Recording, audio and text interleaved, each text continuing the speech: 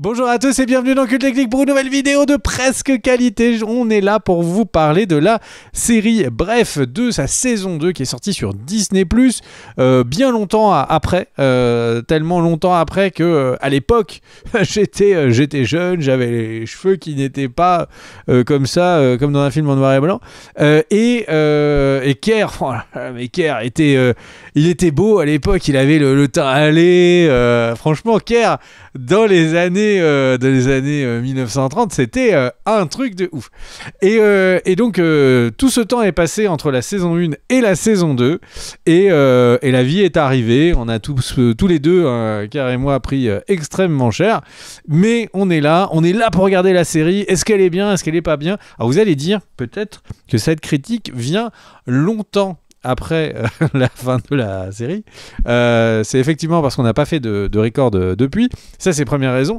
La deuxième raison, c'était que franchement, on avait préparé une vidéo qui s'appelait Bref, j'ai vu Bref 2. Et on s'est dit, mais en fait, c'est une vanne que la Terre entière a faite. Et on a mis énormément de temps à se dire, bon bah il faut passer par-dessus le truc et essayer de parler de la série. Est-ce qu'elle nous a plu ou pas? Et pour ça, eh bien, le spécialiste des phrases brèves, je veux bien évidemment parler de Ker. Comment tu vas, mon cher Ker? Et est-ce que tu peux nous donner ton avis sur cette série? Et déjà, on voit que cette petite flamme que tu avais dans les années 30, tu l'as toujours, hein, elle est quelque part. Ouais. Bonjour à tous. Alors, tu m'as posé deux questions. Comment je vais? Bien. Comment est la série? Bien. À toi. J'ai été bref, hein. Vraiment là, je peux pas faire mieux que ça. C'est lourd, hein. C'est lourd. Oui, c'est lourd. Alors bon, revenons sur bref. Donc mon avis. Alors, on y va pour nos avis, mon cher Greg. Et c'est moi qui commence et on revient un petit peu en arrière avec donc bref à l'époque 2011-2012. Dans le grand journal, moi j'avais tout de suite adoré, hein, comme tout le monde d'ailleurs, beaucoup de gens, je me rappelle, j'étais dans les premiers à avoir like la page sur Facebook, c'était tendance à l'époque. D'ailleurs, je vous invite à regarder le making of de Bref 2 qui est sur Navo et Kian sur leur relation, qui est sur Disney+, et ils reviennent un petit peu sur Bref, c'est intéressant. Il y a pas c'est pas tellement de l'autocritique, hein, dans ce making of, même si sur certains points c'est intéressant quand même aussi sur ce côté-là. Mais toujours est-il qu'à l'époque j'avais beaucoup aimé, et en plus on avait eu nous avec Greg dans le cadre par exemple d'activités, de spectacles comme Iron Squid dans l'e-sport, on avait eu la chance de croiser et de croiser même de bosser avec des personnes de Bref, donc Yann Kojandi, donc vraiment, moi, j'avais une excellente image de Bref, une excellente image de Kian, que j'apprécie beaucoup.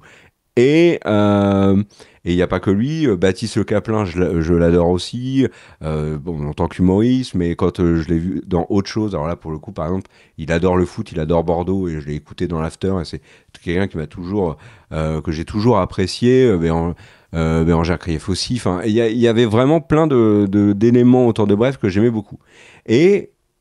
Et puis on a cette annonce très surprise de Disney qui dit boum, Bref 2 ça arrive et c'est sur Disney+. C'est plus sur Canal, on a un premier trailer et là le trailer me refroidit de ouf. Il y a plein de trucs qui sont surréalistes, c'est plus le Bref que j'ai connu, quoi. Un truc simple, un truc qui me parle, voilà. Et puis la série arrive, je la lance et en fait le trailer qui m'avait déçu, c'était un piège. C'est-à-dire que Kian, il est arrivé, en 30 secondes, il m'a mis une tarte, il m'a dit, maintenant, tu vas regarder, tes a priori, tu les plies en 4, tu les mets sous ton coussin, et tu kiffes. Et c'est exactement ce qui s'est passé, et moi, je trouve que Bref 2 est une très grande réussite. Alors, il y a quelques bémols ici et là, mais globalement, c'est une très grande réussite pour plusieurs raisons. Déjà, passer d'un format court qui fonctionne à un format long qui fonctionne encore mieux, c'est une prouesse. On ne perd pas le rythme de Bref premier du nom. D'ailleurs, accessoirement, revoyez aujourd'hui c'est le créateur de Bloqué qui en parle dans le making-of. Il dit, regardez les premiers épisodes de Bref, à l'époque, on avait l'impression que ça mitraillait, et en fait, aujourd'hui, bah, tu compares ça à une vidéo TikTok, à une vidéo de YouTuber qui jump cut dans tous les sens. Et en fait, Bref, c'est ultra posé. Kian prenait son temps. Et c'est vrai, j'ai revu plein d'épisodes de Bref, c'est le cas. Mais en tout cas, dans Bref 2, et dès le début, on sent que ça fonctionne toujours aussi bien. Les jeux de mots, le rythme, les trucs que faisait déjà Kian et qu'on revoit, etc. On est vraiment en terrain conquis. Et là où la série est bluffante, c'est que cette efficacité qu'on retrouvait dans un programme de 2 minutes, en l'occurrence dans le premier épisode, c'est très marquant, parce que c'est le premier épisode de Bref 2, c'est vraiment... c'est le labo, c'est le truc où ils vont vraiment essayer de nous montrer qu'ils sont capables avec cette recette-là de l'étendre sur 50 minutes et que ça fonctionne de ouf. Et ben pendant 50 minutes, ça fonctionne de ouf. Ils ont essayé, ils ont réussi. La construction de l'épisode, son rythme, la succession de sketchs qui fonctionne, la narration on n'est jamais lâché. À aucun moment on a envie d'aller faire autre chose. C'est vraiment très réussi. Enfin, il faut se rendre compte, moi j'ai jamais vu ça, mais si on peut comparer, c'est comme si on a un épisode de The Office de 20 minutes qu'on kiffe de ouf, et derrière ils arrivent et disent hey, on fait un The Office qui dure 3h20. Ok. Et en plus ça fonctionne de ouf. Ben là, c'est ce qu'a fait Bref quand même. Parce qu'on passe d'épisode de 2 minutes à un épisode de 50, voire même un peu plus pour le premier je crois, et c'est très bon.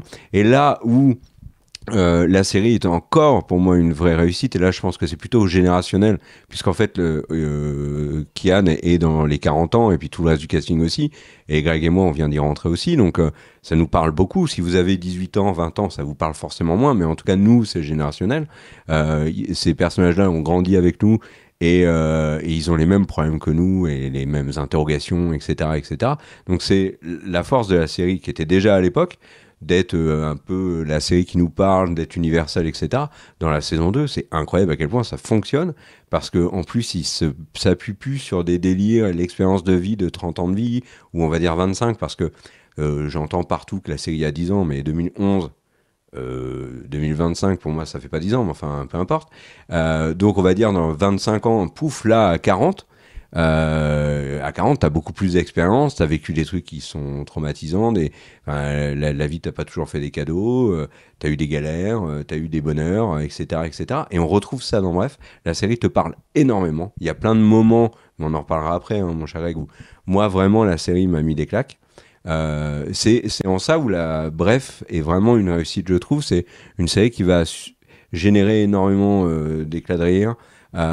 Tu vas être attaché au personnage, tu vas pleurer, tu vas être touché, tu vas être dérangé. Il y a des moments où Kian il va te balancer une petite phrase et toi tu vas dire ah ouais putain ça fait mal, et c'est vrai. Où Kian va vivre des moments qui vont faire écho, par exemple, à ce que tu as pu vivre. Moi, en l'occurrence, c'est les vêtements du papa. Donc voilà. Mais avec l'armoire. C'est une série qui touche énormément, et qui surtout, je trouve, et c'est là où c'est brillant, c'est que le premier épisode est très bon, mais tous les autres aussi. Et il y a constamment, dans l'écriture de Navo, de Kian, il y a cette recherche de... Alors, il l'explique bien, le making-of est bien mieux que moi, mais ils essayent de te surprendre, ils essayent de faire surtout ce qu'ils veulent, et ils essayent surtout de faire des trucs qu'on n'a pas forcément vu. Enfin, ici, ils l'expliquent bien, s'ils font un truc qui a jamais été fait, ils vont pas se dire, bah, on le fait pas parce que ça a jamais été fait, donc peut-être qu'il y a une raison. Non, ils le font, et ça fonctionne bien. Et il y a une succession d'idées de ouf, mais vraiment d'idées de ouf. L'Académie des oncles, j'ai trouvé ça génial. Le combat contre le cancer aussi, la scène du placard avec les vêtements du père est folle, la relation avec Jean-Paul Rouve, moi j'ai vraiment trouvé que quasiment tout fonctionnait dans cette saison 2 de Bref. Il y a que quelques moments où j'ai pas décroché, mais où c'était moins l'ultra gros kiff. C'est par exemple avec tout le passage avec son ex et le cinéma et Anna qui s'en va, etc. Où on voit que Kian a aussi un côté, alors pas Kian Kojandi, mais son personnage a un côté un peu connard. Alors c'est nécessaire hein, pour la série, c'est peut-être moins agréable à regarder à ce moment-là, mais ok, très bien, moi je le comprends, c'est pas une critique en soi, je le rejette pas. Mais enfin, il y a vraiment plein de moments où la série te triture le cerveau, te fait plaisir, te pose des questions. Et puis il y a d'autres trucs qui sont réussis. Hein. Les acteurs, il y en a beaucoup qui sont vraiment très bons. Il y a la musique est vraiment excellente. Moi j'écoute la BO de Bref 2 depuis sa diffusion. Enfin vraiment, moi je suis bluffé. Je suis bluffé par la qualité de Bref 2. Comme je le disais, le trailer m'avait refroidi. Mais même si le trailer m'avait pas refroidi, je pense que c'est pas du tout possible qu'ils pondent un truc aussi bon comme ça, sorti de nulle part en plus, avec une annonce 2 semaines avant. Waouh, franchement, bravo. Bravo Navo, bravo Kian, bravo au cast. Bravo Patrice Le Capin, bravo Laura Felpin, Bérangère Krief. Moi j'ai adoré Anna, alors j'ai pas son nom, voilà, mais au moment où je voulais le retrouver. Elle jouait très bien, son frère Kian Kojandi, donc Kevan Kojandi est excellent. J'ai envie de les citer parce qu'ils sont vraiment très bons. Tu vois, Jean-Paul Rouve, je l'avais vu avant Bref, par exemple, dans la promo des Tuches, où il était sur TF1, où il faisait un sketch des Tuches, et où, honnêtement, je l'ai trouvé lourdeau de ouf. Là, je l'ai trouvé super, Jean-Paul Rouve. Alexandre Astier est très bien aussi, Doria Tillet aussi, enfin... Anna Apter, voilà, pour Anna, sa copine. Il y a vraiment, ça fonctionne, quoi. Et ils sont bons, et si ça fonctionne, c'est aussi grâce à eux, c'est grâce bien évidemment à l'écriture, à toutes ces idées dans la mise en scène qui sont folles. Il y a plein d'idées qui sont folles. La voiture pour être la construction d'une relation, l'accident de voiture qui est comparé avec la rupture. Enfin, il y a plein de choses dans partout. C'est vraiment brillant. C'est vraiment brillant. Et toi, mon cher Greg? Eh bien, merci pour ton avis, Kerr, qui allait droit au but. Hein. Je ne peux que féliciter ce côté vraiment droit vers la ligne d'arrivée. Alors moi, je suis moins dithyrambique que toi sur Bref. 2. J'ai surkiffé. J'ai avalé toute la série hyper rapidement. J'ai vraiment kiffé. Je trouvais qu'il y avait des idées d'écriture qui étaient vraiment très remarquables. Je trouvais qu'il y avait souvent une réalisation surtout qui était particulièrement soignée. Enfin, vraiment, j'ai trouvé que la série est vraiment excellente. Je pense que Kian Kojandi est avec Alain Chabat dans nos meilleurs créatifs. C'est juste hyper dommage que Kian fasse aussi peu de choses. Alors, vous allez me dire, il fait plein de choses, il fait Hot Ones, machin, etc. C'est des trucs qui ne sont pas marquants. Franchement, Hot Ones, alors après...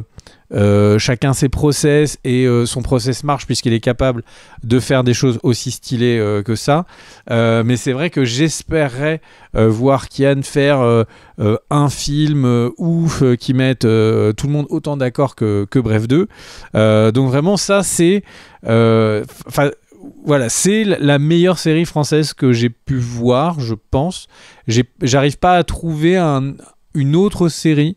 Peut-être que dans les commentaires vous me direz, j'arrive pas à trouver une série qui m'a autant enthousiasmé, en tout cas en série française. Les très bonnes séries françaises sont pas dans le même registre. Tu vois, oui. Tu vas avoir Engrenage, Pigalle la nuit, des trucs comme ça, mais j'ai préféré Bref 2. Non mais mais de toute façon, même dans son registre, Bref sort complètement du lot, tu vois. Et du coup, le truc c'est que et du coup, au final, le truc, c'est que j'ai vraiment, comme je dis, respiré cette série pendant un certain temps. Et au final, là, on fait la vidéo très longtemps après qu'on l'ait vue. On l'a regardé vraiment avec Kerr la semaine de sa sortie. Et c'est vrai qu'avec le temps, je trouve que ce qui est assez marrant, c'est qu'il y a des films, il y a des trucs qui sont cultes et que du coup avec le temps, même sans le regarder, l'impact est toujours de plus en plus positif et on s'en souvient et on pense que c'était de mieux en mieux. Avec Bref 2, j'ai un peu l'impression que je me suis un peu piégé dans une hype et que c'est peut-être moins fou que ce que je me suis dit au moment où ça sortait. Ça n'enlève rien à ce que j'ai dit avant, le fait que je pense que c'est la meilleure série et tout. Mais en fait, là, elle est dans une sphère où j'ai envie de comparer avec juste les meilleurs trucs tout court, quoi. Pas une question de français, pas français. Et en fait, je me disais que, par exemple, la scène avec les dates, où on les voit, où ils font le truc où on a l'impression qu'on est comme dans un catalogue Ikea, pour reprendre ces termes, des dates où ils vont dans un endroit, etc. La réalisation est soignée, l'idée est chouette, elle est bien rythmée, etc., etc. Mais pour reprendre une autre personne qui avait fait une image sur Ikea, qui est donc Fight Club, où on voyait Tyler Durden bis, qui était en train de regarder autour de lui et qui voyait plein de... Je n'ai pas fait une erreur sur le nom, c'est un clin d'œil pour ceux qui ont vu le truc. Et en fait, donc, il regarde autour de lui et qui voit qu'en fait, il vit dans un catalogue Ikea. En fait, cette réalisation, cette remarque, elle était ouf. Et elle m'a beaucoup plus marqué à l'époque qu'elle ne m'a marqué là. Alors peut-être que c'est une question d'âge, peut-être que je me dis ah tiens ça c'est marrant, ça me fait penser à un truc auquel j'ai pensé, ou ça me fait penser à un truc que j'ai vu. Et c'est sûr que quand j'étais plus jeune, de voir des trucs forts, des trucs qui ont des idées fortes, forcément, on est plus impressionné. Est-ce que c'est ça ? Je sais pas. J'ai l'impression que c'est juste, peut-être que c'est effectivement juste une remarque que j'ai déjà vue. Et que la réalisation, elle est chouette, mais elle m'a pas cassé le cerveau non plus. Donc en fait, le truc, c'est que plus on avance, plus au final, est-ce que la série, par exemple, j'en ai le souvenir comme étant un bon moment, pour reprendre le nom du podcast de Cannes. Et en fait, en vrai, j'ai eu l'impression d'être crispé, quoi. Vraiment, j'ai eu l'impression d'être crispé. Alors, mon père est décédé quand j'étais jeune, donc le décès du père, forcément, c'est pas non plus Funky Family. Le truc, c'est que j'ai l'impression qu'on était dans cette bulle qui est que on est dans un monde de comédie, mais le drame est toujours là. Et du coup, on rit de manière un peu crispée. Et j'ai un souvenir d'avoir vraiment regardé en tension. Et cette série m'a tendu les jours suivants. J'avais l'impression que c'est une série qui, sans qu'elle ait... fait avancer un schmilblick particulier, j'ai eu l'impression qu'elle me donnait envie d'être méfiant de moi-même. Est-ce que j'ai tel défaut ? Est-ce que je fais ça ? Alors c'est bien si ça permet de s'améliorer, ça c'est plutôt une bonne chose. Le truc c'est que j'ai pas envie de mais à cette phrase. Le truc c'est que je remarque juste que j'étais vraiment tendu. C'est pas du tout un... Plus le temps est passé, plus j'ai pas le souvenir d'avoir eu un particulièrement bon moment. Il y a des éléments qui sont sympas. La voiture, où ils font la voiture ensemble, et puis ils cassent la voiture tout seul, le moteur de la voiture. Ça, c'est des super idées. Peut-être plus en termes de réalisation que d'écriture. Encore une fois, c'est quelque chose que j'ai l'impression d'avoir déjà entendu, mais le package est super joli. Voilà, c'est à l'image du personnage que Kian créé. C'est une série qui est touchante, drôle, mais qui quand même va souvent donner l'impression qu'au final tout ça c'est bien, mais ça va aller vers le pas bien, quoi, vers tout ça est un poids, etc. Alors que mine de rien dans la vie il y a des très mauvaises choses comme le décès d'un père, mais il y a aussi de très bonnes choses sympas et qui donnent envie de rire, et puis pas besoin de se dire ah mais en fait il y a quand même le décès d'un père. Et du coup c'est ça qui fait une série qui est importante, hein, une série qui est la meilleure série je pense que j'ai pu voir en France. Mais cette série, il y a ce côté j'ai l'impression que elle m'a séduite, et elle m'a tellement séduite qu'elle m'a fait un peu tourner la tête et oublier que les remarques n'étaient pas si profondes que ça, en vrai, que la réalisation était tellement jolie que j'en ai oublié que peut-être que cette scène avait moins de sens que ce qu'on peut en penser. Les personnages sont peut-être un peu parfois pas sympas, font des choses pas sympas, et juste de dire pourquoi ils l'ont fait ne les rend pas sympathiques pour le coup. Donc au final, c'est vraiment, j'ai cette impression étrange qu'elle me laisse un mauvais arrière-goût, là où on part de quelque chose où je reste vraiment persuadé que c'est la meilleure série française que j'ai vue jusqu'à aujourd'hui. Mais par exemple, je pense que je me souviendrai plus longtemps de H, que j'ai vu plus jeune, etc., mais qui m'a laissé un vrai bon souvenir, un vrai bon moment. Et il y a d'autres séries qui... par exemple, je vais prendre une série qui est complètement différente et qui n'est pas du même niveau, mais Validé. Validé est une série où j'avais une tension de... Il y avait une... est-ce qu'il va se faire attaquer? Est-ce qu'il va y avoir... Et j'ai des moments plus positifs. Je me souviens... j'ai passé des meilleurs moments en vrai à regarder ces séries-là, même si la qualité de Bref 2 les bat de très loin, quoi. Voilà.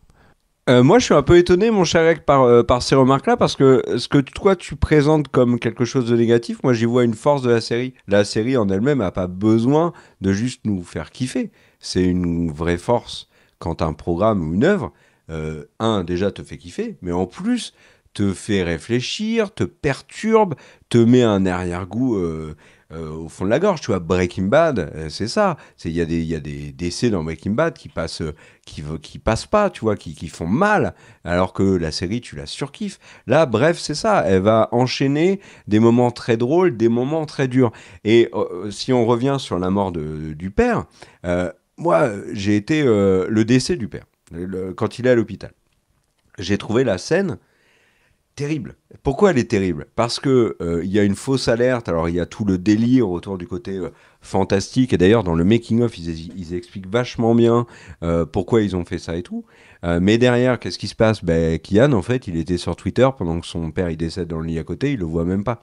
C'est ce que la scène te dit. Et il s'en va. Et là, c'est coup de massue sur la tronche.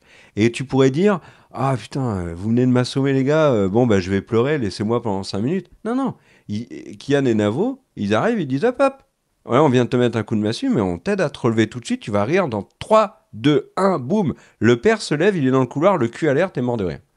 Et ça, je trouve ça très drôle parce que c'est mis dans une scène qui est extrêmement dure. En plus, pour nous qui avons perdu nos pères jeunes, c'est quelque chose qui nous parle vraiment. C'est un aspect de la série qui... Moi, tu vois, quand j'ai compris que le père a été décédé et tout, à la fin, quand c'est la chute d'un des épisodes, je me suis dit, bon, j'espère qu'ils vont pas trop en parler, parce que sinon, là, tu vois, je suis en train de kiffer, ça serait dommage que la série prenne un tournant très pesant, etc. Mais en fait, moi, j'ai été scié par l'épisode d'après sur la lutte le combat contre le cancer, le décès, l'acceptation du décès. J'en ai déjà parlé, mais la scène du placard avec les vêtements, j'ai trouvé que c'était extrêmement brillant. Et c'est une série qui, moi, m'a... là où je trouve vraiment c'est sa force, c'est... Oui, ok, elle m'a beaucoup fait rire. Il y a plein d'acteurs et tout que je kiffe. Ok, j'ai passé un super moment. Ok, mais il y a aussi derrière ce que dit des trucs qui sont très profonds et qui vont vraiment te perturber. Le père de Kian dans la série, franchement, tu vois, c'est pas un good guy quoi. Il est pas parfait avec ses enfants et il y a une vraie réflexion derrière. Et du coup, moi, je me dis en voyant le truc, je me dis j'espère que je suis pas ce père-là aussi, quoi. Et quand il y a le truc avec son ex, le mec du film, et à un moment donné, je me suis dit, mais j'espère que je suis pas aussi un mec du film. Et il y a des moments comme ça dans la série où moi, je me suis posé des questions sur moi-même en voyant Bref 2. Et c'était tout à fait légitime de se poser des questions à plein de moments de la série, parce que c'est, comme j'ai dit, c'est universel, ça fait écho à plein de trucs. Tu vois, quand Orelsan et Gringe apparaissent, et ils disent franchement, quand Gringe dit franchement, on a raté notre vie, on a raté tel ou tel truc, des opportunités, tu vois. On a tous raté des opportunités dans notre vie, du coup, ça tu vois, tu bugs un peu, Et c'est là où la série est très forte, c'est qu'elle te parle vraiment. Et c'est très réussi, je trouve.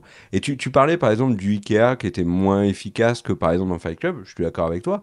Mais au niveau du rencard, moi ce que j'ai trouvé excellent, c'est les rencards avec nos idées, tu vois, et la manière dont il déconstruit tout ça dans le rencard, c'est génial. Enfin, il y a des idées comme ça tout le temps. Le truc avec le frère et le siège de devant, j'ai trouvé ça génial. Tu disais, oui, et tu as raison, hein, les personnages, ils font des trucs pas cool, ils le reconnaissent, ben, ça reste des gens qui n'ont pas fait des trucs pas cool. Mais très bien. Mais enfin, je pense qu'il n'y a pas grand monde qui peut dire, moi, franchement, je suis nickel, hein. Moi, je fais tout parfait, hein. Moi, perso, il y a plein de trucs que je fais pas bien, où j'aimerais mieux faire. Et déjà, le reconnaître, tu vois, c'est déjà beaucoup. Et c'est hyper intéressant, la manière dont il le développe dans la série.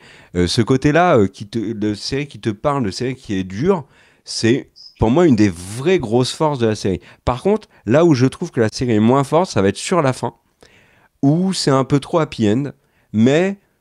Ah, franchement, j'étais content pour lui. Enfin, je me dis, ouais, bon, ok, ça aurait pu être un peu plus... mais franchement, je suis content pour eux. Ok, ils s'aiment, c'est cool. Ça fait du bien aussi. Et puis, il y a eu quelques moments un peu too much, mais je lui pardonne bien volontiers. Bah écoute, je comprends, hein, je comprends ce que tu dis. Je ne valide pas tout, ou en tout cas, c'est pas que je valide pas tout, c'est que je suis peut-être plus modéré. Toi, tu dis que ça a fait marrer les trucs. Enfin, il y a plein d'exemples que tu prenais qui faisaient marrer, qui moi m'ont pas fait marrer. J'ai juste la scène est passée. Et peut-être que j'ai plus accroché au moment négatif qu'au moment rigolo. J'ai plus sans doute accroché au moment positif, par exemple le gars qui le truc des histoires, les histoires qui tournent et tournent et tous en train de se partager des histoires. Et je vais reprendre un exemple, ces pages qui tournent et tout, super joli, vraiment super joli. L'idée, elle est stylée. Tu disais que tu te demandes on se demande est-ce qu'on est le mec du film et tout.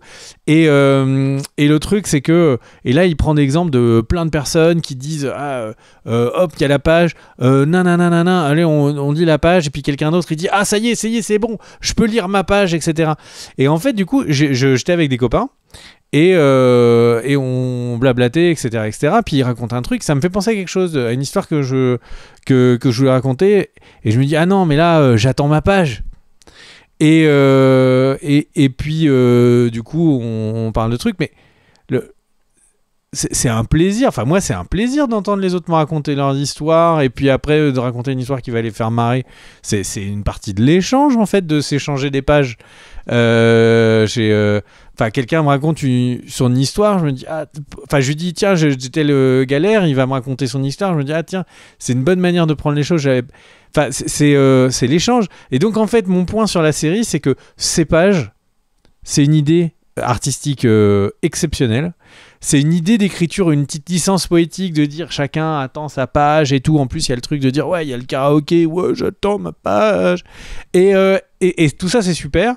Mais dans la réalité, le petit reality check, peut-être que je l'ai mal compris mais moi, en fait, quand je suis avec mes copains, j'aime bien qu'ils me racontent leur page et que...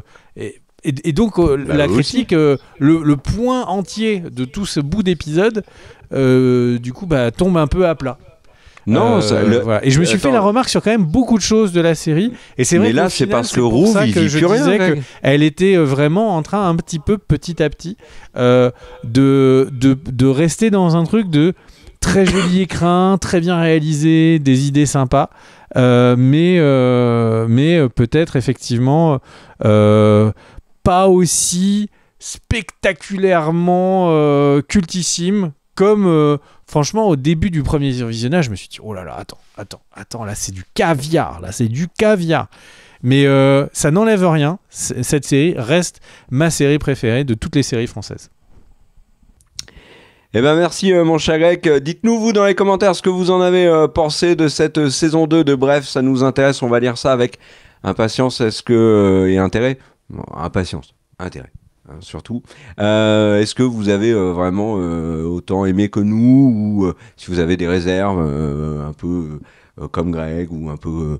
Enfin voilà, dites-nous ce que vous en avez pensé, bien sûr. Moi j'attends Bref 3 avec impatience, qu'ils prennent leur temps. Hein. Par exemple, moi, ils ne vont pas pouvoir attendre très longtemps, puisque logiquement Bref 2 et Bref 3 ça va être la continuité, donc ça va être le bébé. Moi je pense que ça va même être la grossesse. Donc il y a vraiment moyen en plus de travailler des thèmes hyper intéressants et encore là universels qui vont bien nous parler. Donc j'ai hâte de voir ça. Voilà, mon cher Greg, je te laisse le mot de la fin. Vas-y, fais-nous rêver. Mais sois bref. Hein. Ah ah, c'est drôle. Eh bien, merci à tous d'avoir regardé cette vidéo. On se retrouve pour une prochaine vidéo bien vite. À très vite. Ciao, ciao.